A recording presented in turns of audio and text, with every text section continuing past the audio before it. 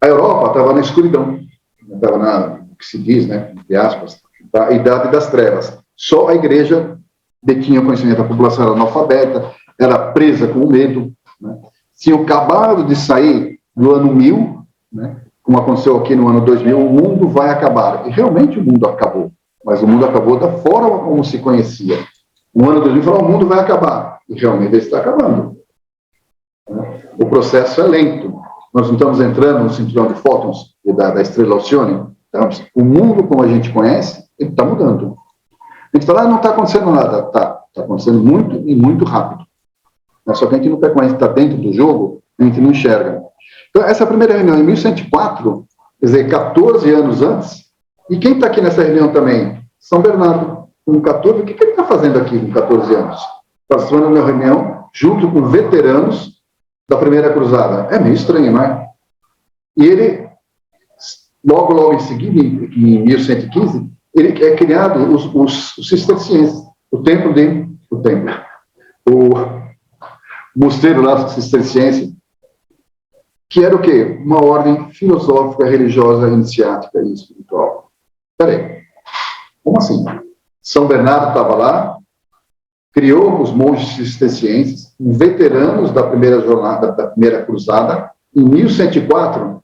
Então, a ordem templária não era uma ordem só de guerreiros religiosos, mas era o quê? Antes, uma ordem filosófica, iniciática e espiritual. Vamos lá? 1104, algumas semanas depois, tá? Conde de Champagne, Hugo de Payá e André de Mortemart, eles vão para Jerusalém. E retornam em 1108. O que ele ficou fazendo 4 anos lá? Então, o que se diz? Né? Oficialmente, é aquela história. Não tem nada, não fez nada. Mas eles visitaram o quê? Exatamente os grandes, né, que existiam lá, os iniciados, os grandes iniciados daquela época. Ele retorna trazendo uma série de textos sagrados que entrega exatamente para quem? Para São Bernardo, o Bernardinho, né? Eles não sabiam como trabalhar aquilo. Só que em Champagne existiam grandes escolas de cabala, né, em que Hugo de Champagne incentivava essas escolas. E quem ajuda a traduzir todas essas informações? Exatamente. Né? Então, eles conseguem traduzir com o apoio dos rabis, né, das escolas de cabala, uma série de coisas, o pessoal de Toledo também. Toledo, na Espanha, que tinha uma grande escola de tradutores, né, em que as pessoas iam beber nessa escola de Toledo. 2 templários, quando eles retornam também de Jerusalém, para onde eles vão? Eles vão para Toledo e ficam lá. E eles conseguem traduzir pergaminho de cobre, que foi descoberto agora há pouco tempo, né? E nesses pergaminhos de cobre mostra o quê? Mostra os tesouros dos templários, os tesouros não dos templários, né? Os tesouros que os judeus estavam guardando. Está no Templo de Salomão, estava bem embaixo do Templo de Salomão. Vamos lá?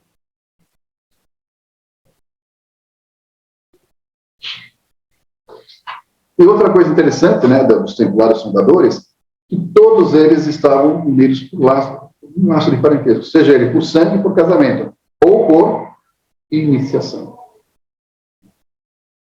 Hugo de Payá, Hugo de Champagne, todos eles já eram iniciados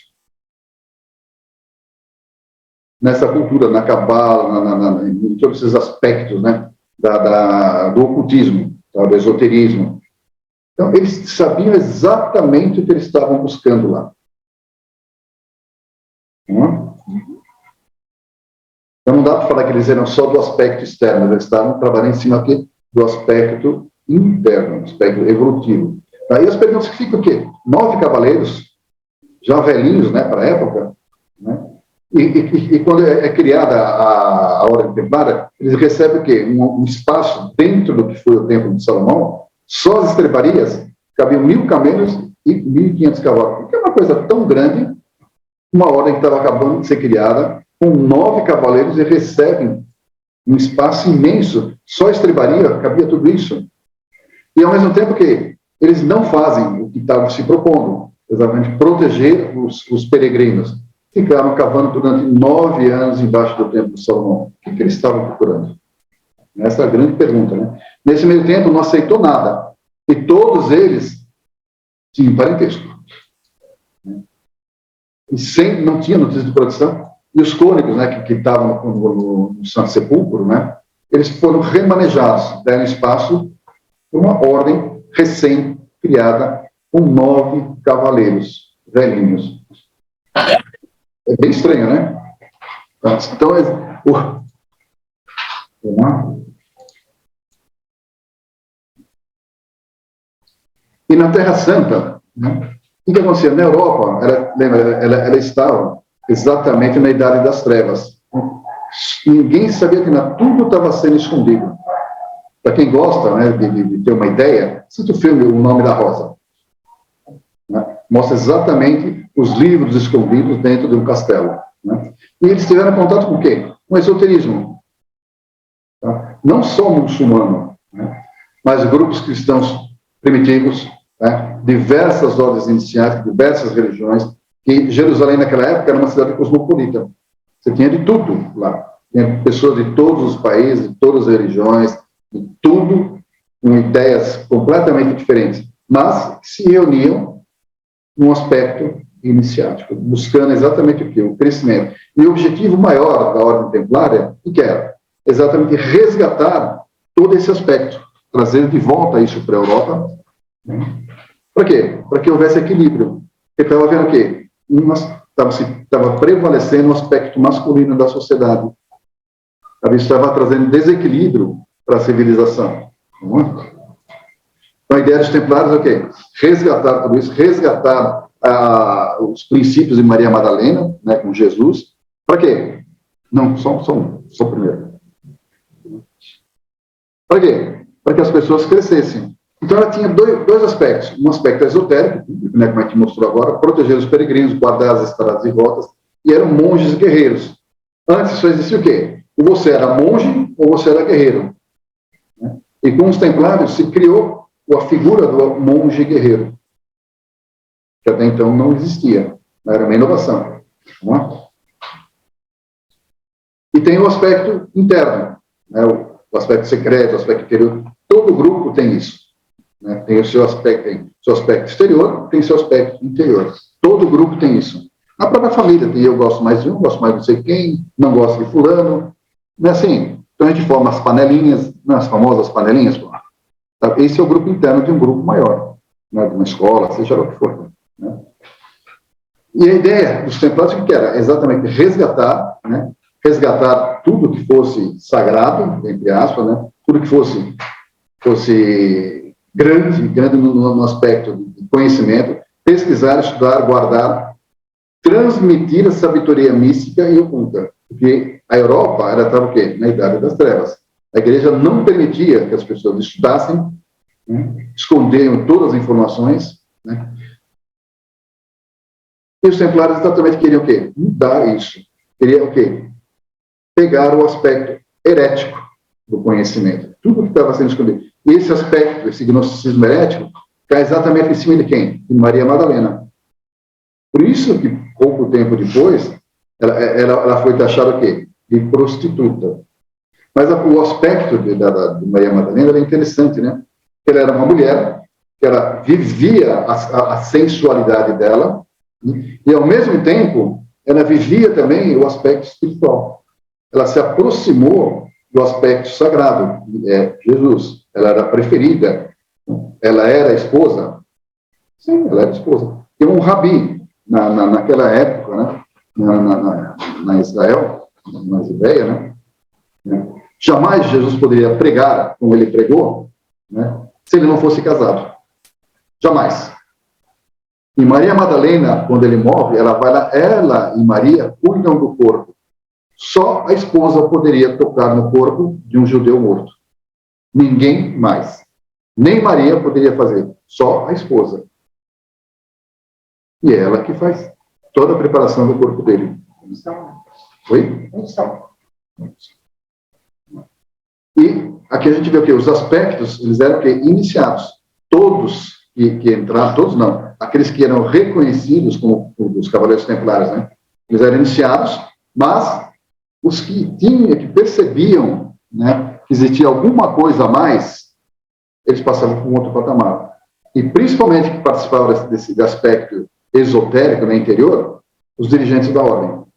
Se você tinha capacidade humana, você tinha capacidade, não, se você tinha capacidade não, se você tinha alcançado a vibração necessária, você participaria do aspecto interior. Agora, o que acontece? Nesse aspecto esotérico, né, o interior, nós temos três atividades. Nós temos os cistercienses, né, que trabalhavam com aspectos de religiosidade. Temos aqui os filhos de Salomão, que eram os construtores, e temos os templários. Todos eles, o aspecto guerreiro, né, da ordem, né, os três fazendo parte de uma mesma ordem. Vamos lá? Agora vamos. E a gente tem o rei Arthur, né, da Tábua Redonda. Mas o que acontece? A ordem secreta, né, que é aquele aspecto esotérico que a gente colocou, no aspecto interno, dentro dele que a gente tinha os ciclos internos, que eram o quê? Os mistérios menores. Aqueles que podiam receber algumas informações, né? E se você demonstrava uma capacidade maior, espiritual maior, você começava o quê? Indo para os mistérios maiores. Então, nem todos chegavam aos mistérios maiores, os 3 círculos internos. E no núcleo dos templários, nós tínhamos 70 templários. Né? E esse núcleo é exatamente o quê? A ordem do grau. São os guardiões. Né? Os guardiões de quem? Do grau. Então, nem todos. Mas o que acontece? Lembra do aspecto lá da espada e do grau? Então, aqui o grau estava sendo guardado pelos seus monges, os monges guerreiros, né? Protegendo o grau, protegendo os guardiões, né? E eles tinham uma regra secreta. Tinha uma escrita e tinha uma secreta. Só quem alcançava, né, os círculos internos recebia essa regra secreta e ela não era escrita.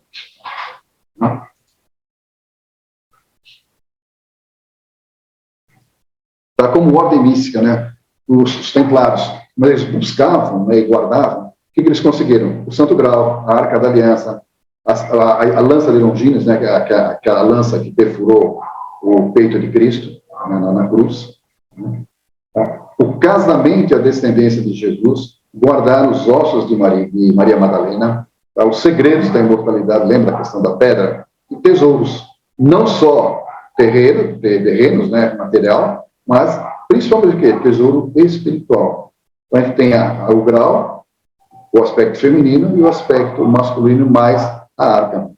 Em Chartres, vocês vão lá numa coluna, né, vocês vão encontrar exatamente a arca sendo trazida numa carroça. Então, diz que ela esteve guardada em Chartres, de outros dizem que ela está em Chartres, e vai por aí fora, né? São lendas. Se você quer confundir, você cria várias lendas, várias histórias. Aí você confunde todo mundo. E, ao mesmo tempo, tá? Na Inglaterra, em alguns países, eles eram buscadores, como guardiões do grau, o sudário de Turim. Também esteve com os templários.